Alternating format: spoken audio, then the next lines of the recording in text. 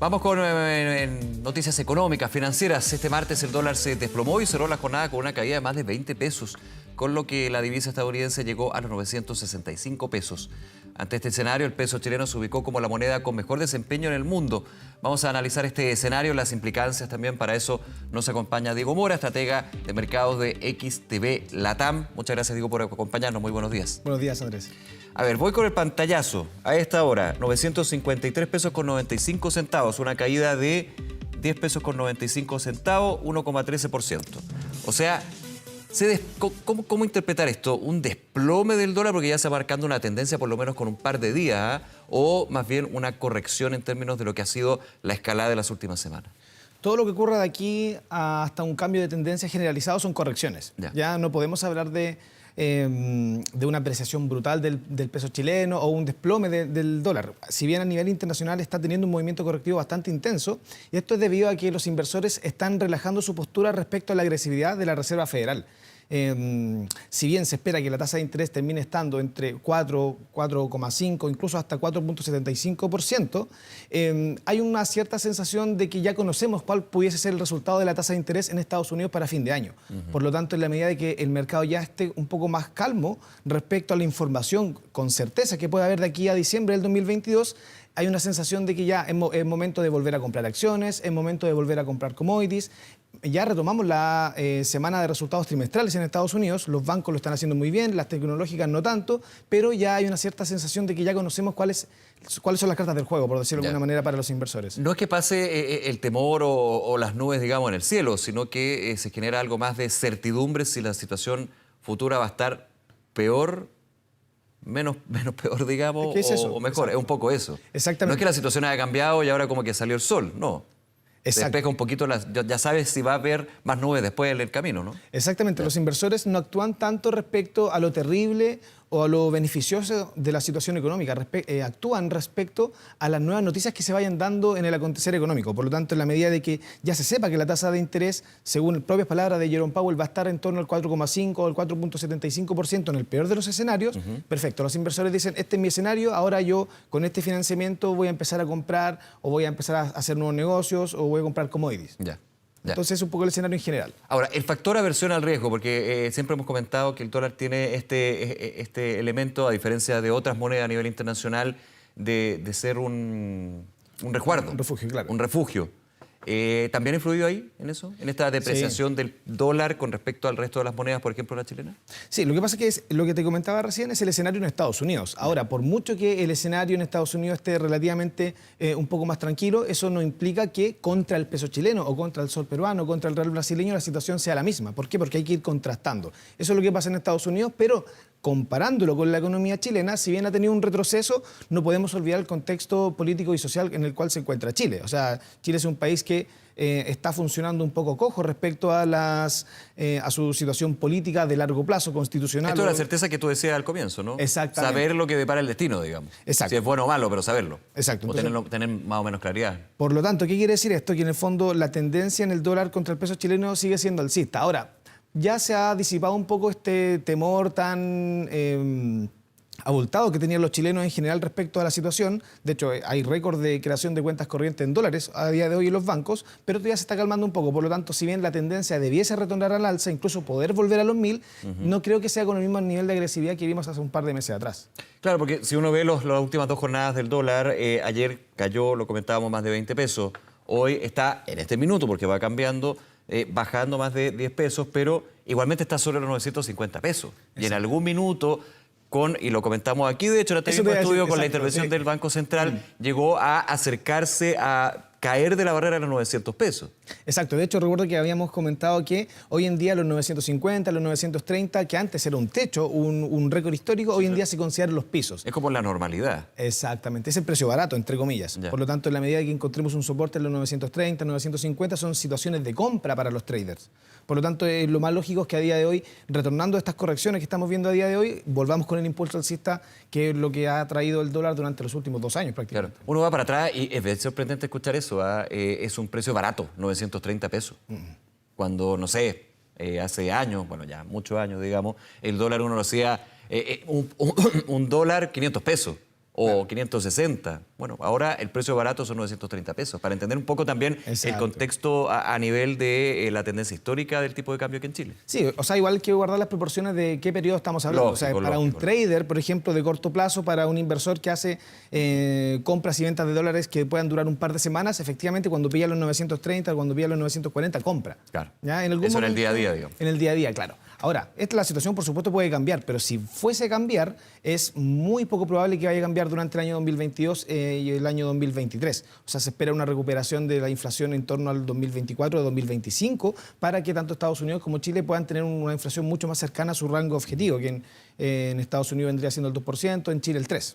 Ahora, déjame hacer un paréntesis ahí y en términos del impacto que puede tener un dólar a estos niveles. Más allá de quién finalmente hace transacciones con dólares, muchos dirían, bueno, si yo no tengo transacciones con dólares no me importa mucho, pero importa muchísimo porque afecta a todo el ciclo económico lo que puede ser el tipo de cambio, ¿no? Claro, por supuesto. Chile es un país que durante las últimas décadas ha basado el crecimiento económico en el comercio internacional, la globalización, los tratados de libre comercio, tanto en Asia como en Europa y en Estados Unidos. Por lo tanto, no solamente cuando hablamos del tipo de cambio, el dólar, lo que está pasando en máximo histórico, estamos hablando del dólar. También está ocurriendo la situación similar con el euro, con la libra esterlina, con el yen japonés. El peso chileno se ha depreciado durante los últimos años frente a todas esas monedas. Por lo tanto, en la medida que el peso chileno está tan debilitado durante los últimos años, se ha vuelto muy dependiente del costo del tipo de cambio. ¿A qué me refiero con esto? El 70% aproximadamente de la canasta base en Chile es importada. Claro. Que son los productos que se consumen diariamente en Chile. Por lo tanto, se pagan en dólares, podríamos decir. Se importan en dólares, las empresas lo importan a moneda extranjera y luego tienen que evaluar los costos y ponerle un precio en pesos chilenos. Por lo tanto, ¿Y se traspasa ese precio? Se traspasa, por supuesto. El precio. O sea, obviamente la empresa no va a hacer toda esa gestión para entrar en pérdida. Claro. Por lo tanto, si le sube el tipo de cambio un 25% en los últimos 2 años, lo más lógico es que suba o traspase ese 25% al precio final del cliente. O sea, solo pensemos en los combustibles. Nosotros somos importadores netos de petróleo y el petróleo para nosotros son 2 factores, a diferencia de otros países. Bueno, Estados Unidos, por ejemplo. El precio internacional, pero nosotros también nos pega el tipo de cambio con el cual finalmente se... Doble efecto. El doble efecto. Exacto, porque está el precio de los futuros del petróleo y está el precio del dólar. Por lo tanto, en la medida de que la ENAP o las entidades que distribuyen el petróleo en Chile compren un petróleo más caro, tienen que subir el precio independiente que lo quieran o no. Porque de lo contrario entrarían en pérdida y cuando ya entra en pérdida no se efectúa el negocio. Diego, lo comentábamos en un minuto y quiero también ahondar en eso.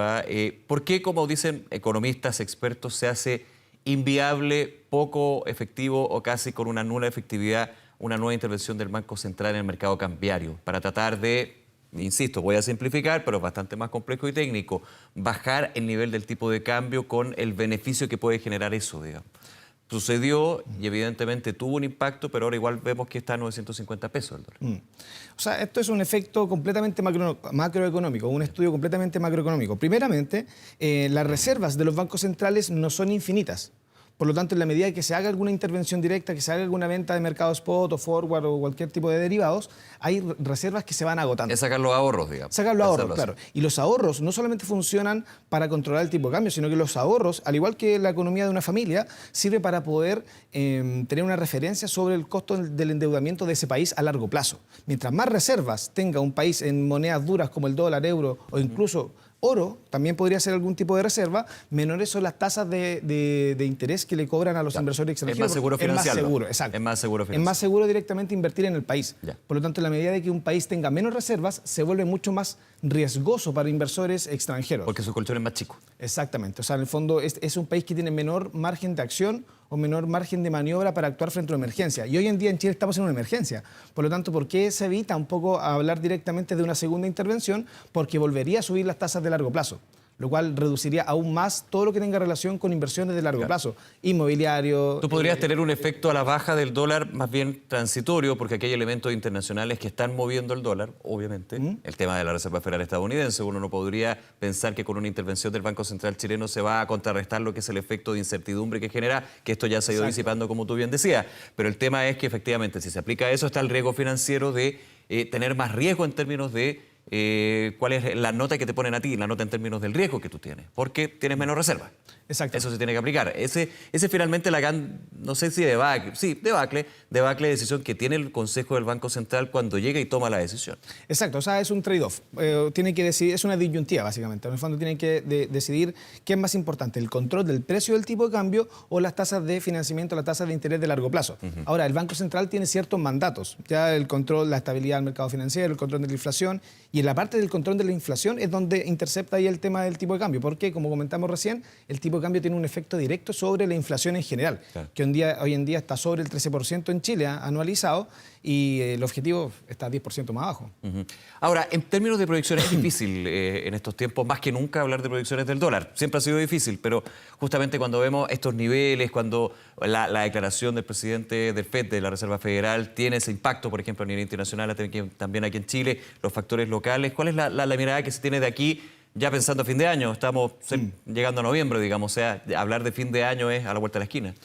Para mí hay dos cosas muy importantes respecto a la cotización del tipo de cambio. Primero es que la volatilidad se está reduciendo, tal como lo buscaba el Banco Central. Lo que buscaba el Banco Central con la intervención era la reducción de la volatilidad. Entendiendo volatilidad siempre, Diego, como cambios abruptos en la trayectoria del tipo de cambio, no la volatilidad como que siempre va para arriba, siempre va para abajo. De hecho, que marque una tendencia a la baja o al alza, eso es menor volatilidad, digamos, marca una tendencia más concreta. Para hacerlo más sencillo, la distancia entre mínimos y máximos. Perfecto. Cuando en una semana varía 4%, 3%, 2%, es una semana de baja volatilidad. Hay una brecha más pequeña. Más pequeña, de repente hay semanas de 8, 9% de volatilidad, y eso ya es hasta de 20, claro, entonces una volatilidad mayor. Entonces, en la medida de que la volatilidad se esté reduciendo en la cotización del tipo de cambio, lo que yo estoy analizando básicamente a nivel técnico es una recuperación del tipo de cambio, son oportunidades de compra para los traders, pero con objetivos mucho más razonables. Ya no estoy pensando en los 1050, 1090, que son algunos objetivos que hay que ir dibujando de manera imaginaria, porque son cotizaciones. Pero no se puede descartar llegar nuevamente a superarlo en los 1.000 pesos. No, de hecho yo lo veo bastante probable. Siguiendo la inercia de la tendencia, es posible que vayamos a buscar nuevamente los 1.000 pesos, pero no de manera tan vertical como lo vimos hace un par de meses atrás. En más tiempo, en un horizonte de una duración, digamos, en un horizonte de tiempo más largo. Es lo más probable. No de un día para otro en una semana. Sí, que recuerdo la vez pasada que dije lo mismo, pero todo el escenario se adelantó como 3 meses. Claro. Pero siguiendo la información que tenemos a día de hoy, una Reserva Federal con la información mucho más clara, hay mayor certidumbre en Chile, si bien está pendiente todo el tema constitucional, por lo menos la población ya ha decidido ciertas cosas, por lo tanto el mercado chileno también está un poco más calmo. Por lo tanto, cuando la información está más clara, lo más probable siempre es que las tendencias continúen. Y a día de hoy la tendencia sigue siendo alcista, por lo tanto esta corrección es como una oportunidad de compra. Diego Mora, siempre agradecerte que nos acompañes y poder hablar de estos temas tan relevantes que tienen implicancias para todo, Exactamente. Especialmente lo del dólar. Muchas gracias. Que esté muy bien. Que te dé muy buen día.